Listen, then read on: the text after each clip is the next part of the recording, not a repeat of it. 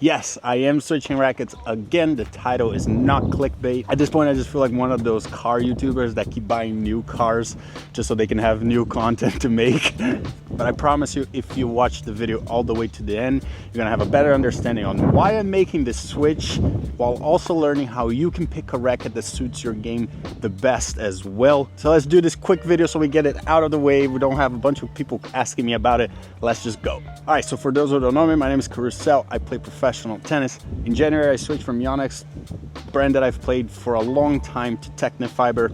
I started playing with the 2025 TFight 305S. And even though I've had some good results with it and I've played some pretty good tennis, especially recently with it, there were parts of my game that was struggling a little bit. So I was thinking about potentially making a switch. After Geneva, I went to the Tecnifibre headquarters in Paris, and I tried this bad boy right here. Is the TF40 1820 string pattern. My guy Dieter was there in Paris, so he already customized it. We'll talk about customization in a second, but immediately as I hit with it, I was like, oh, this is it. It's just sometimes you just know, and I'm not bullshitting. You guys can see my first reaction hitting with this racket there in Paris right now. I need a couple because I have tournaments next week. Okay. So now 320 grams. Okay. 31.6. Okay. So I lowered quite a lot, 1 centi, okay, and swing with you like this. So just one.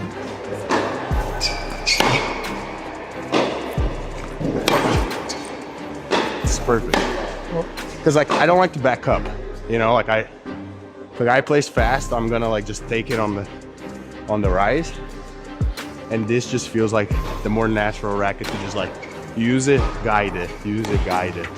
Or sometimes there I feel a little more like I have to put my hands through it too much, and then I mistime it. As much as I've been playing well with that, for whatever reason I felt like I had a feeling that this would like make more sense, like when I saw it. And just with him hitting a big ball and me being able to just kind of like not worry about it flying on me, because I don't like missing long. Right. But that's my main thing, because I don't have the hands to like, so I string tight. But like if the guy hits big and I feel okay with just like taking it, can direct it and keep the tempo fast, that's all I need. So this is kind of perfect for it. So I explained a little bit already in that clip why I like this racket, but in general, I'm more of a guider of the ball. There's two types of players: guys who guide the ball a little bit more on a straight line, and guys who have extreme racket head speed and acceleration, kind of like Carlos or Sinner. Typically, I'm not gonna say everyone, but guys like me who are a little bit more guiders of the ball, like more controlled setups. And especially in my case, I like square beams. I don't like when the racket is a little bit too round, the beam is a little too round. To me, when a racket is more square like this, it's kind of maybe a little bit more old school, right? A frame that's a little bit more old school, but I can control the face of the racket better.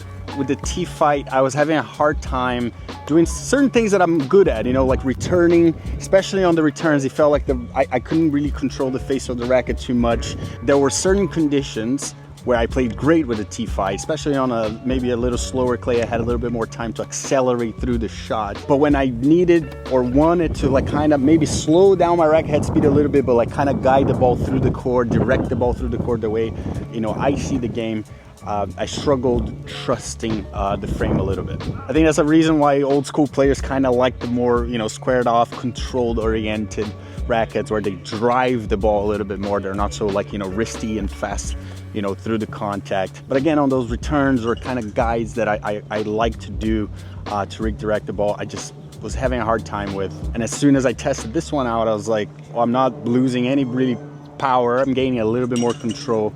But I can feel the face of the racket a little bit more through the contact. So you guys remember last year I was playing with the Percept, which is kind of more of like a racket like this, right? The Yonex Percept, more square beam, more control oriented. And I was moving away from it. I wanted something that, you know, I could swing a little faster, wasn't so slow through the air like the Percept. And I think this was probably the racket I should have gone for from the start. Again, we just didn't really have a lot of time to do a ton of testing. So it is kind of like a frame for like old, kind of like more old school people that want the more controlled racket. But because of the foam in the beam, it's actually really kind of soft and plush at contact. But to me, this is kind of a gem. I don't know if many people are playing with it or if many people are even paying attention to this, but it's a fucking great racket.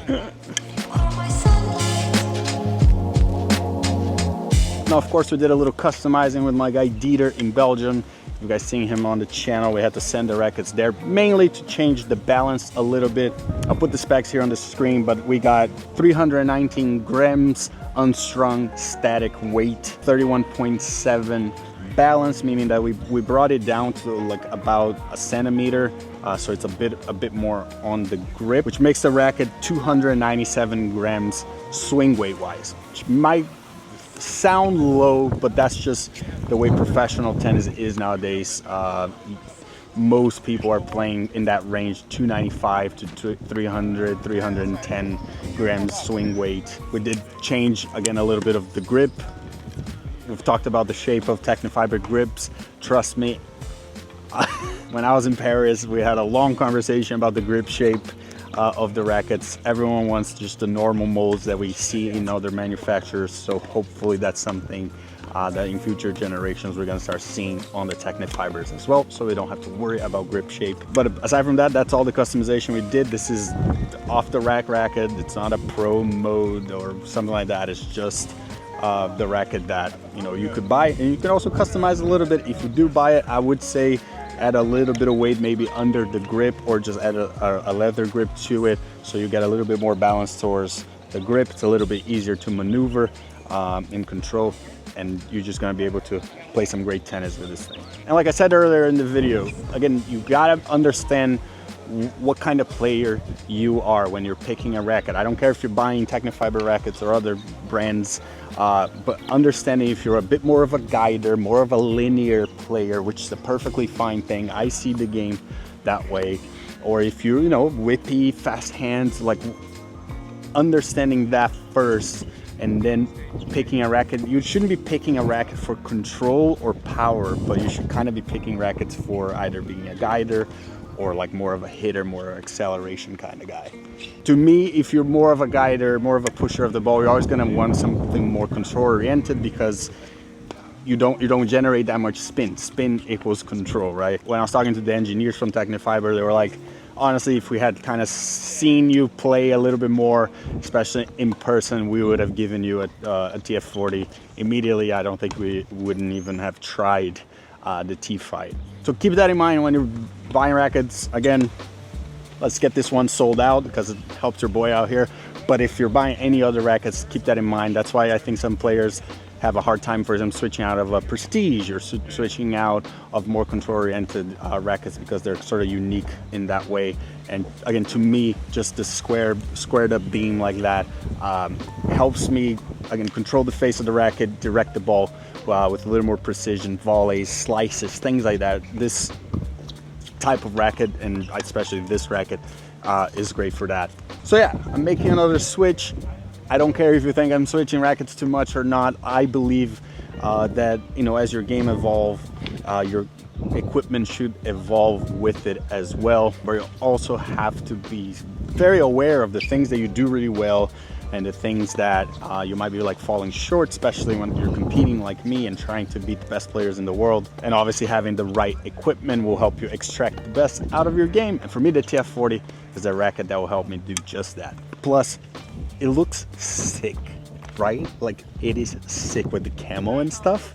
It's like way too cool. So thanks Tecnifibre for, again, us tennis players, we're all a little crazy. We're always like fiddling with equipment and doing all kinds of stuff, and the brands are like, oh my god, what else do you need? And there's all kinds of things that they have to go through it. But shout out to them. Maybe eventually when I get new ones, we'll give some of these away, so you guys can check out my racket, but maybe copy my specs. It's a really good spec. I think you guys are gonna like it. But yeah, that's it for this video. I just wanted to quickly do this. Doesn't have to be this big racket review. I love the racket. Go try it out if you can find one. But I also wanted to say, starting now, we are pursuing the US Open. I don't have that many weeks left. We'll talk about it on the next video, but this is it. It's summer in the US. trying to get to the US Open is my final chance to making a Grand Slam this year. So I got a big summer coming up. That's why I was off the tour training and getting my body ready for this summer. And this is the summer where the TF40 and Karue, we're gonna make it to the US Open. Let's put it out in the universe. Thanks for watching. Go check out the TF40 wherever you can get it. It's sick, it's a great racket, and I'll see you guys on the next one.